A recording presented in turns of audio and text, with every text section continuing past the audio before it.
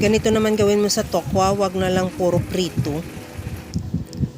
Sa kawali, maglagay ako ng kunting mantika at magprito muna ako ng itlog. Bali 3 piraso. Sunny side up ko lang din.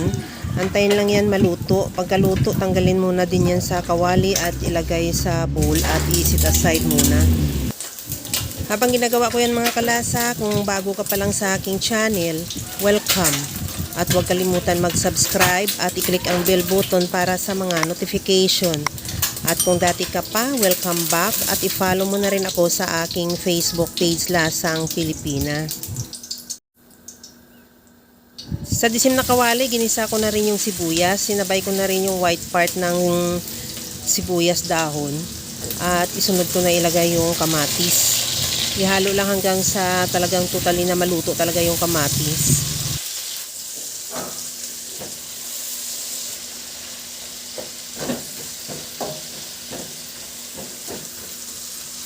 Timplahan ko na ng asin at paminta.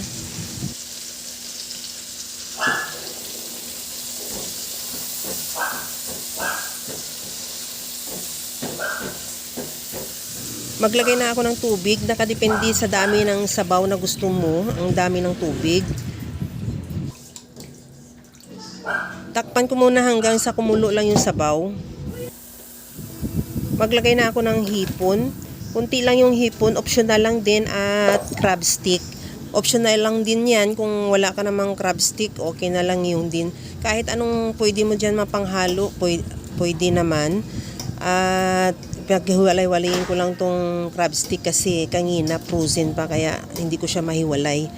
Pagkatapos niyan, ilagay ko na yung tokwa na hiniwa ko lang ng maliliit na pa-cubes. Bali, isang block yan. Antayin lang natin kumulo o mapakuluan lang ng kahit isang bisis lang yung ating tokwa. Luto na yan. At isunod ko na ilagay yung pinirito nating itlog na hiniwa ko lang din ng pa-serving cut.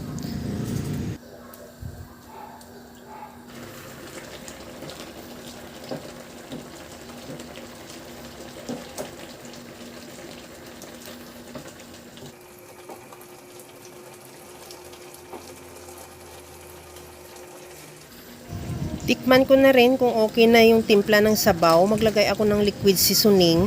Kahit anong seasoning available sa'yo, pwede. Maglagay na ako ng spring onion. Kahit halimbawa wala ka namang spring onion, parsley pwede rin o yung kinchay. Okay na tong ating tofu soup with shrimp. Ready to serve na. Kaya mga kalasa, kung nagustuhan mo yung ating video, please like na lang at pakishare na rin sa inyong mga friends. At kung bago ka pa lang sa aking channel, subscribe na at i-click mo na rin ang bell button para sa mga notification. Okay na to. Hanggang sa muli mga kalasa. Thank you for watching. Bye-bye!